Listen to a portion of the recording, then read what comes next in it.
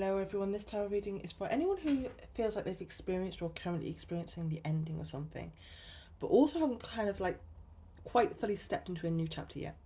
So it's kind of like you're in this strange in-between energy, this void and this limbo.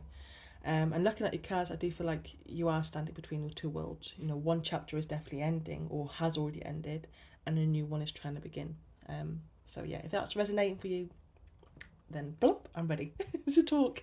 So what is keeping you tied to this old cycle? You've got the Five of Cups. I feel like what you've experienced has actually really hurt you, and it's actually traumatized you in some way. It's definitely caused like this emotional pain, and for some of you it may have actually kind of feeling like you feel kind of like depressed with what you've had to experience. The issue is that in a way you're still holding yourself in that energy, and I feel like what you're doing is replaying everything you've experienced. You're grieving what's happening, you know, you're releasing it, you're processing it, okay, but at the same time it's keeping you tied to the cycle because you're struggling to see or believe in anything positive at the moment, and it feels like your focus really isn't on what else is available to you, it's more on the past and everything that's happened. Now, with the Judgment reversed and the Ten of Swords, I don't think what you've experienced has been pleasant for you at all. Now, I do want to say, you know, processing it and understanding it and allowing yourself to feel everything is a completely normal part of grieving and healing, however long that takes. Okay, my darling. But yeah, I do feel it's your memories and your emotions and your mind that's constantly kind of returning to what's happened, and it's keeping you connected to this whole cycle. Okay.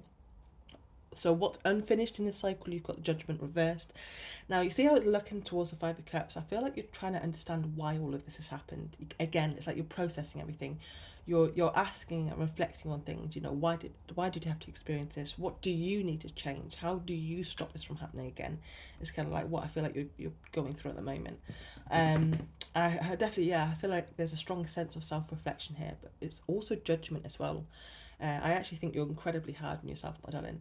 And I also strongly feel it's almost like a part of you doesn't fully believe this chapter's over as well.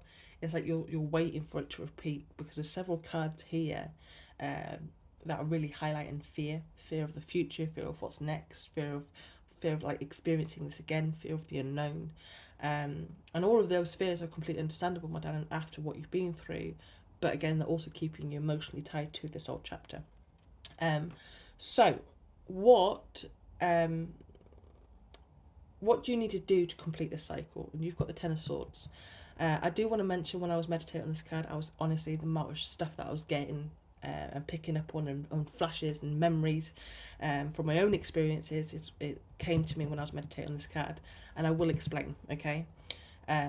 But first of all, my darling, the Ten of Swords isn't an easy energy, and it's clear, it's confirming to me how brutal this has been for you. It has been hard.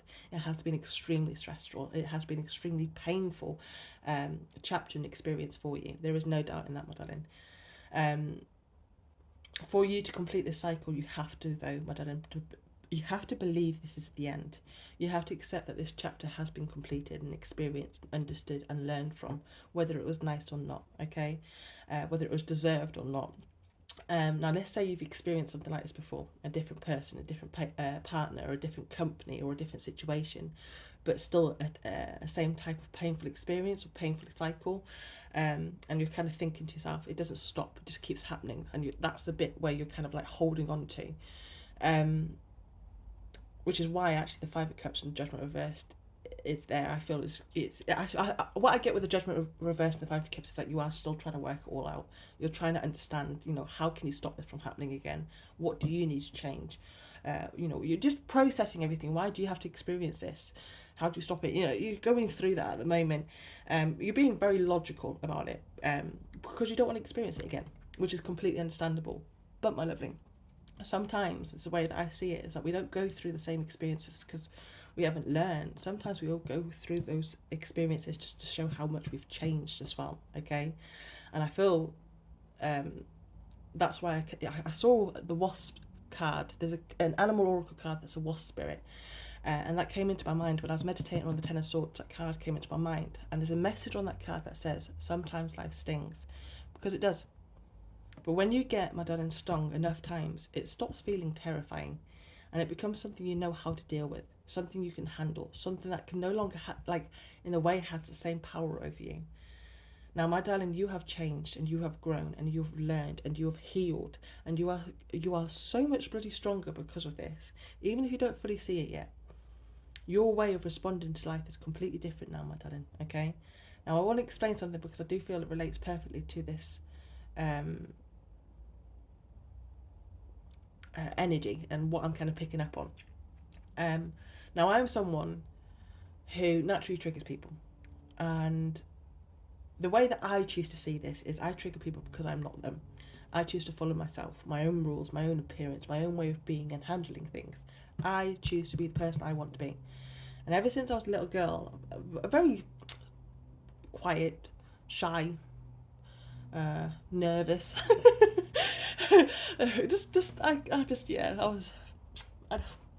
I feel sorry for my little me. But when I was a little girl, I triggered people. Really, ever since I was a little girl, I've always triggered people. Relationships, friendships, students, strangers, bosses, work colleagues, you name it, I will trigger someone. Okay, it doesn't even matter if I've been polite. Do you know what I mean? If I've been friendly and smiley and approachable and polite, I can trigger the fuck out of somebody, just by being like that. Yeah. Anyways, now because I was soft and caring and conservative and gentle, the complete opposite to whoever I'm triggering, it would actually really, really upset me and confuse me.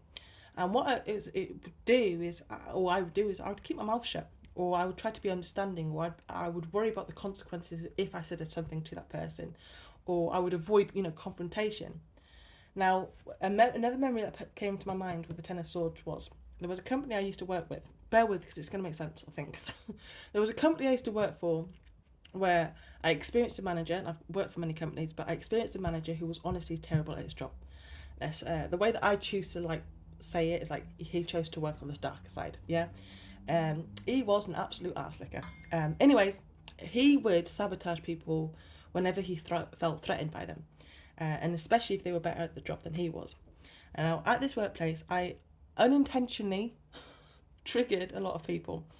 And what I could achieve by myself in one day would take a whole group of 6 people to do in 2 days or more. Okay, I was generally hard working. I just got on with my job, and the team and the manager, did not like that at all, and that really triggered them. And eventually, I was at work, and it felt that dark. I was in work, and it was just horrible atmosphere, and I just thought, oh fuck this, and I just walked out, and I got a new job. Now that new job, there's a new manager, but again, he was a beast. He was a proper beast of a man, and he was disgusting. He was a horrible man. He bullied the staff. He was lazy. He stole. He lied, and he was truly affecting the business in so many ways. Extremely unprofessional on multiple levels. Okay, and I stood up to him, and I would confront him when needed, and I would address things when it was wrong. And the funny thing is, I also tried to help him at times, or not at times. My job was to help him, but I always tried to do everything I can to make his job easier, so he didn't have to behave in the way that he was behaving. Okay, but every day I also tried to show him it was a new day, that whatever happened yesterday was in the past, and he had a choice. He could approach it completely different today, or go back to the same behaviour, and that even triggered him even more. Okay, and he definitely, honestly, he felt like a test from the darker side. But one day he tried to intimidate me, and he tried to threaten me and humiliate me in front of other people. And I just thought, I've had enough of this shit. And I leaned towards him, and I kept eye contact with him, and I calmly said to him, if you are trying to intimidate me, my darling, it will not work, because I find you weak and extremely pathetic. And then I walked away. And after that, he showed everyone exactly who he was through his own actions. But the thing was, I didn't care. Years before, I would have never, ever said something like that. I would have stayed quiet. I would have avoided the situation. I would have worried about the consequences. I would have quit or walked away, but I fucking didn't. I stood up to a horrible man, a horrible and unprofessional man that many people were also very afraid to stand up to.